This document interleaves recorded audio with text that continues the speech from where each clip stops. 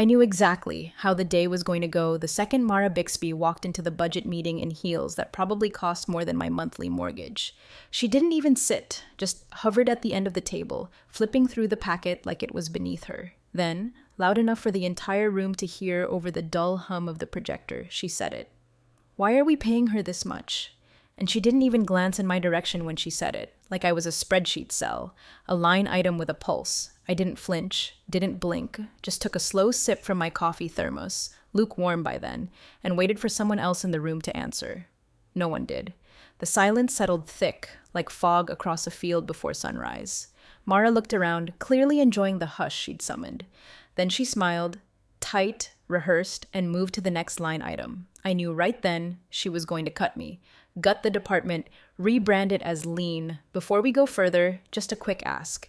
If you're listening and getting into this story, please hit the subscribe button and give it a like. 97% of people don't, and honestly, it helps way more than you think. Keeps the team running and keeps these stories coming. All right, back to the mess. What Mara didn't understand and didn't bother to ask was that the reason her fancy little graphs were clean and her Q4 targets even looked achievable was because of me. Or, more precisely, the architectural integrations I'd built and maintained for the last 11 years. I wasn't some dead weight relic from a previous regime. I was the invisible scaffolding. I knew what dependencies broke which tools, how compliance data flowed through 2 decades of patched-together reporting software, which internal dashboards were real-time and which were smoke and mirrors. They called me infrastructure director on paper. But in practice, I was the circulatory system. Mara didn't see it. Or worse, she did, and she didn't care. She had a mandate. Cut costs, consolidate roles, and make herself look like a turnaround prodigy for the next board report. So I waited. I let her walk into the trap she didn't know existed, because I'd seen this before. These execs with their MBA sparkle and zero respect for how anything actually functions. They move fast, make shallow cuts, and smile through the chaos while people like me have to duct tape operations back together behind the scenes. Only this time, I wasn't going to play the fixer. The truth is, I knew my contract better than anyone in legal. I'd had it reviewed independently the year after it was signed. Then again, when Valeratech changed hands in the merger. I wasn't just some overpaid manager. I was a designated functional integrator, a title with teeth. My position was tied to Clause 7.4b, a little contractual landmine no one had touched since 2016. It said that any unilateral modification to my role without written cause and board review would trigger a performance bond. A big one, with IP consequences. But I didn't mention that yet, because Mara wasn't listening, and people who don't listen don't learn from warnings, they learn from wreckage. So I let her slice, let her schedule her little restructure meetings, let her VP glow up, distract her from the fact that the entire company's operational framework rested on an ecosystem with licenses I personally controlled. By the end of that week, she'd realigned 2 departments, quietly demoted 3 managers, and scheduled a one-on-one with me for the following Tuesday. The invite was titled Redesigning Infrastructure Leadership. She thought she was clever. She thought she was consolidating power. I just accepted the invite, no comment, no escalation, because Mara had no idea that the next document she'd skim, if she bothered to open it, was going to cost this company a hell of a lot more than my salary. The first cut was the regional ops liaison, someone who'd been with us since 2011. Her name was Brenda, and she handled logistics rollouts like a war general in orthopedic flats. She cried in the stairwell after the meeting, trying to keep it together, said she got a calendar invite titled Quick Touch Point, and walked out without a job. No warning, just gone. Mara called it refocusing talent. I called it what it was, hollowing the foundation. By the end of the month, 2 more team leads were gone, and the infrastructure budget had been slashed by 43%. People were moving their own monitors. Entire workflows we'd spent years stabilizing were now labeled legacy and marked for decommission. The air in the office shifted. Fewer greetings, more locked screens. Everyone was on edge. But Mara, she was thriving. Strutting through the glass halls like she'd already won the most transformative leader award her LinkedIn post would eventually brag about. She looped me into a meeting about strategic reallocation, where she clicked through a bloated PowerPoint like she was presenting a new skincare line. I waited until slide 9, when she started outlining the merger of infrastructure, systems continuity, and regulatory tools into a streamlined delivery pod, and said, as evenly as I could. My contract has provisions that govern realignment. You'll want to review Section 7.4b. She blinked, then laughed. Actually laughed. We're cleaning house, she said casually, like she was tossing out old yogurt. Legal says it's standard. Everyone's contract is getting updated post-merger. You'll be fine. She hadn't read it. Of course she hadn't. Nobody ever reads the boring stuff. Clause 7.4b wasn't even tucked away. It was bolded, boxed, and referenced by 3 separate appendices. It named my role explicitly. Key Functional Integrator. Said any modification to reporting structure, departmental oversight, or workflow authority without written justification and a formal cause would constitute a breach. Not only that, it triggered a cascading performance clause. Either reinstate me within 48 hours or pay out a bond and forfeit use of dependent systems I architected, which, again, nobody had bothered to read. I walked out of that meeting without arguing, didn't escalate, didn't forward the clause to legal. Because in that moment, I understood what I was really watching, someone swinging an axe in a museum, too arrogant to realize the support beams weren't decorative. She wanted to bulldoze and rebuild, stamp her name on the walls before the paint even dried. Fine, let her. But if you're going to rip up the flooring, you better make damn sure you know which boards are load-bearing. That week, I got 2 notices. One from HR asking me to align deliverables with my updated scope, and another asking me to attend a strategy sync to discuss next quarter's role objectives. I didn't reply to either. Instead, I opened my contract again, highlighted the clause, took screenshots of the signature page, and drafted a notice of breach, not to send, not yet, just to have it ready, because the next email wouldn't be a nudge, it would be the match. It came in at 10:13 a.m., no subject line. Just a cheerful little HR auto template with corporate smiley language like, "Congrats on your new opportunity," and "We're excited to see your impact in this dynamic liaison role." No meeting, no call, no warning, just that one sterile email, like my 11 years of foundational infrastructure work had been nothing but a warm-up act. Effective immediately, it said. No direct reports, no system oversight, no cross-departmental authority, just a liaison badge and a vague bullet list about supporting coordination during transitional phases, which is legalese for sit in the corner and pretend you still matter. They thought they were being clever. Stripping the title but calling it a lateral move, hoping I'd just keep showing up like some grateful placeholder while they quietly rewired the organization without the woman who built half of it. I stared at the screen for a full minute, not angry, not panicked, just still, because I had been ready for this. I clicked open the folder labeled Trigger Docs, attached the formal breach notice I'd drafted last week, rechecked the clause reference, made sure the performance bond amount, $18 million, was still correct per the appendix in the original infrastructure continuity agreement. Then, in the reply field, I typed exactly 1 line. As per contract, see attached notice of breach. No greeting, no thank you, no signature.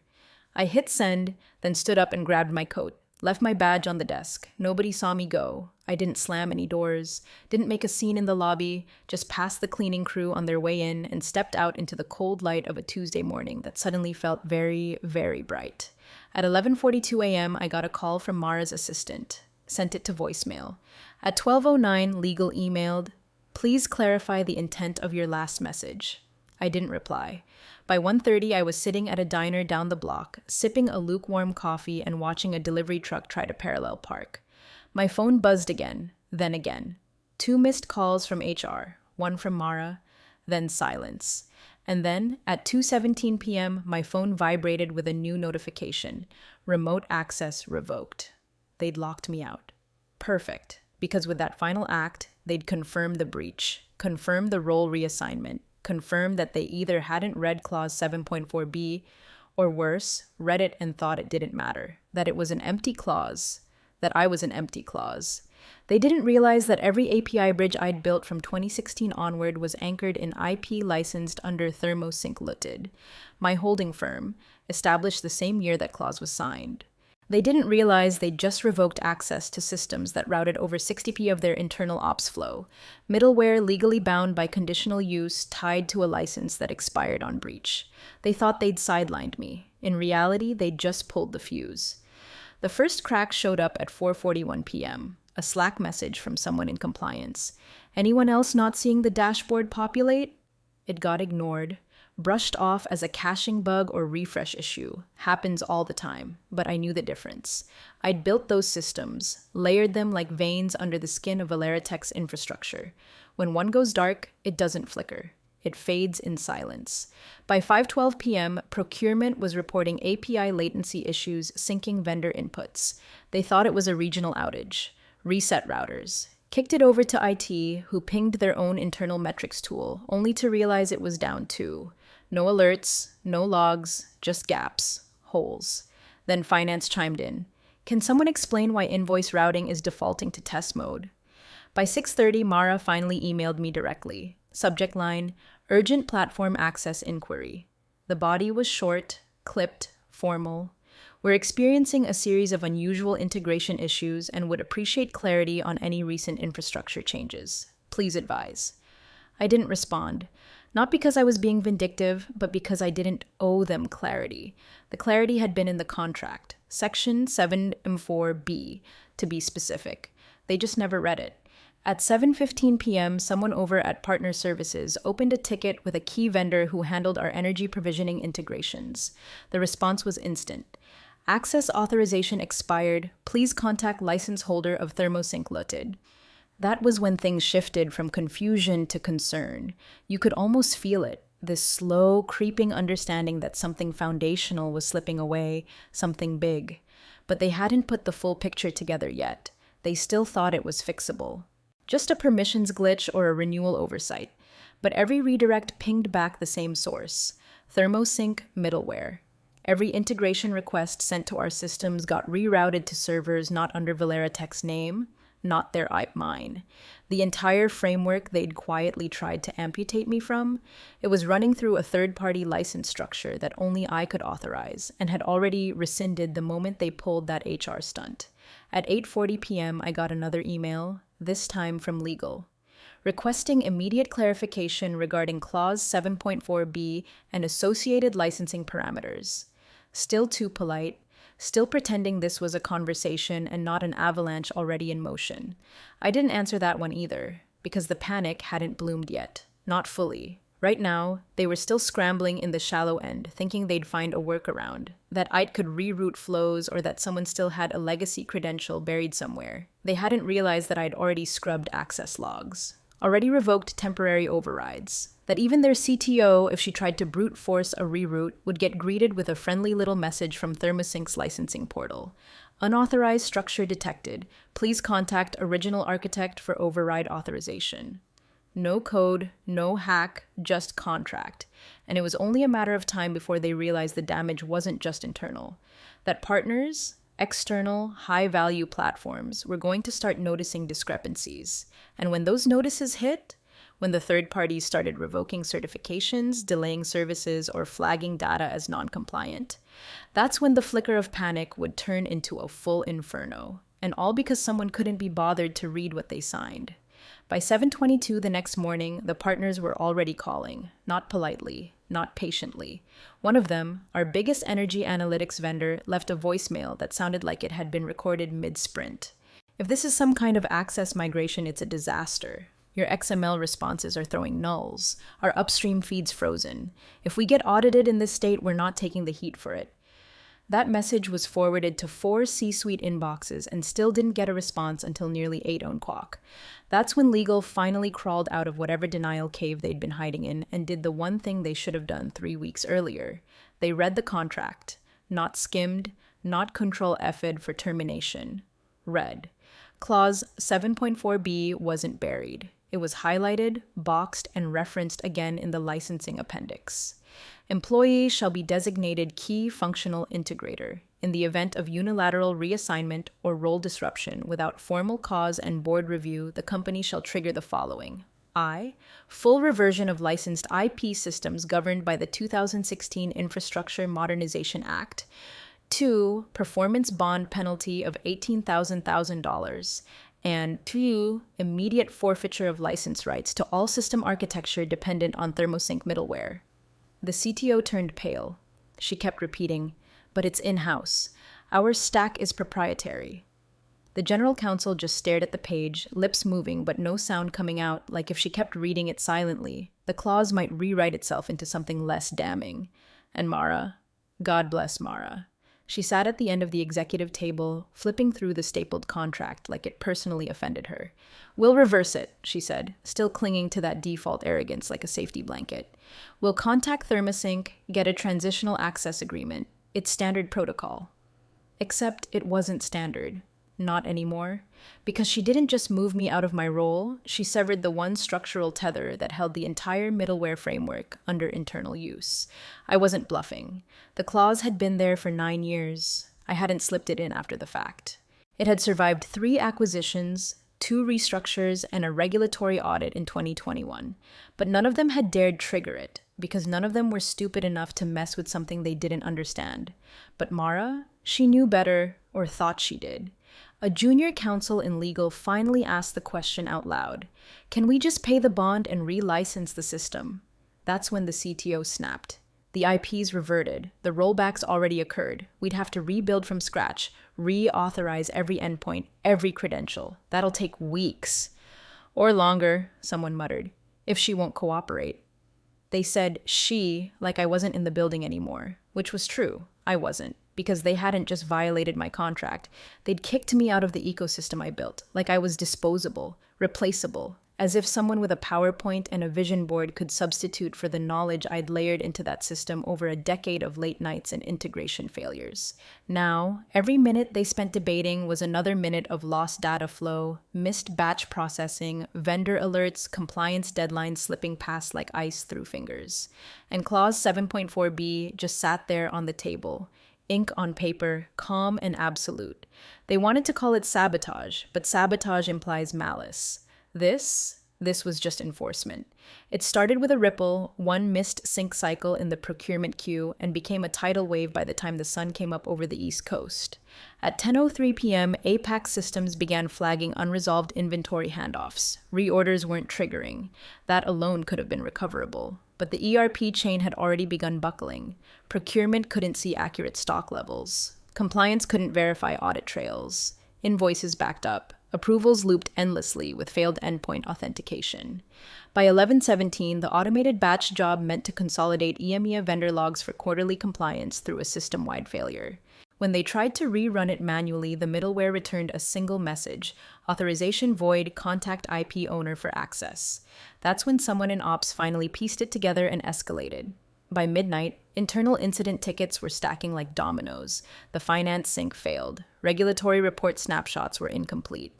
HR couldn't access onboarding workflows. Time logs disappeared mid-process. Every department had a different name for the fire, but they all pointed to the same spark. One of the overseas licensing partners, Bravura Systems in Frankfurt, didn't wait for clarification. Their automated audit check flagged the loss of real-time system access and incomplete logs as a material breach. At 12:42 a.m. their time, they submitted a formal termination notice citing failure to maintain data continuity per Section 11B of their service agreement. Termination effective immediately. They were worth $120 million annually. Legal tried to patch over it with a temporary transition plan memo, but ThermoSync had already filed a contractual hold on middleware support at midnight sharp. The moment the 48-hour grace period expired, all non-compete clauses kicked in and locked out fallback protocols. I didn't have to lift a finger. It was coded, triggered, automatic. Fail-safes embedded into the architecture years ago, not to cause harm, but to protect what I built from exactly this kind of idiocy. And still, they kept scrambling. By 2:00 a.m., Valeratech's board inboxes were flooded with flagged incident alerts from at least 4 strategic partners. One of them, a compliance platform in Seattle, included a formal threat of litigation if data discrepancies weren't resolved within 48 hours. By 3:30 a.m., an internal risk estimate draft was circulating. Projected damages, $412 million. Unrealized revenue, regulatory penalties, licensing forfeitures, downstream service gaps, and that number was climbing. At 4:45 a.m., someone from the board finally tried calling me directly. Didn't leave a message, didn't call back. I imagine they were hoping I'd answer and say this was all a mistake, that it could be reversed with a signature or a meeting. But the truth is, you don't get to ignore contracts, gut departments, strip titles, and then ask for mercy when the floor caves in. What Mara had done wasn't just careless. It was expensive. And every system still connected to my architecture had started ringing the alarm, silently, precisely. There was no breakpoint, no reboot key, no pause button, just the echo of a breach stretching out across a company that thought they could restructure a foundation without asking the architect how the beams held together. The next morning, they came crawling. Voicemails, emails. One even had the nerve to slap high importance in the subject line, like red flags in Outlook were some kind of spell that erased breach clauses. Mara didn't reach out herself. Of course not. She had someone from Strategic Ops draft the first email. We understand there's been a miscommunication regarding your role transition. We'd like to set up a time to discuss restoring access and exploring a renewed terms framework. I didn't answer. My lawyer did. Her reply was brief, clinical, and had all the warmth of a frozen scalpel. Per clause 7.4b(2), our client is under no obligation to reauthorize access following breach. The intellectual property has reverted under the terms outlined in Schedule B. The liability clock began at 09:01 yesterday. That was it. No offer to negotiate, no calendar link, just facts, time-stamped, binding, and wrapped in legal concrete. They tried again later that afternoon, a conference call request. This one came directly from the General Counsel's office. We believe this matter can be resolved amicably. We'd appreciate the opportunity to find a mutually agreeable path forward. My lawyer's assistant forwarded it to me with a short note. Same boilerplate, want me to ignore? I typed back one word. Yes. Because the reality was simple. They hadn't just burned the bridge, they'd paved over it with arrogance and set fire to the whole valley. And me, I'd already moved on. That morning, while they were still drafting their desperate damage control memos, I was across town in a glass-walled office with a new badge clipped to my collar and a warm cup of coffee that didn't taste like regret. Silvarum Logic, a $60 million AI operations startup with backing from two of the very VCs who'd once walked away from Valeratech after calling them too bureaucratic to evolve. I'd signed on as chief systems strategist. The offer came through a month ago. Ironically, during the same week Mara sent her first round of realignment memos. I hadn't planned on leaving Valeratech, not yet. But I'd accepted the offer anyway, quietly, just in case. Just in case the people in charge stopped understanding the value of people like me. And now I was in a position to build from scratch again. Smarter, cleaner, without the corporate rot of recycled managers and shallow strategy decks. Meanwhile, Valeratech was still hemorrhaging, systems offline, partners irate, financials crumbling under the weight of cascading penalties. And every time they tried to open a dialogue, they got the same sterile response. Breach enforced, access revoked, liability accruing. There was nothing left to renegotiate. Not because I was angry, because the clause had no emotion, just execution. The boardroom lights flickered once as the projector kicked on, but no one looked at the screen.